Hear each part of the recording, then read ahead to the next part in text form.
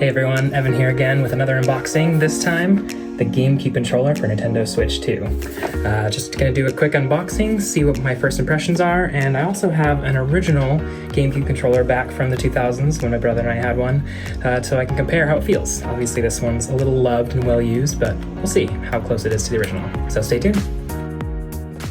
Now, if you guys have gotten any of the other retro controllers for Switch, this packaging will feel pretty much exactly the same. Standard red box with inner box. Right off the bat, this controller feels very similar to the original GameCube controller, unsurprisingly.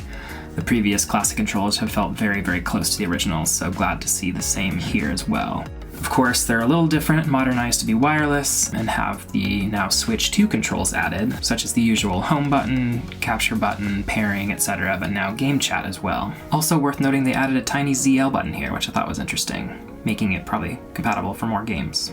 Other than the controller, the only other thing in the box is a USB-A to USB-C cord for charging. Now let's compare to the original GameCube controller. Right off the bat, you can tell the coloring for the controller and the buttons and everything is identical. As for feeling, it's a little hard to judge. Our original controller has probably hundreds and hundreds of hours of use, so as you can probably hear here, the new controller has a very nice tactile click for the buttons that the old one no longer has. The grips are worn very smooth and shiny on the original. The new one feels tactile like a good new controller should, but otherwise they feel pretty much exactly the same.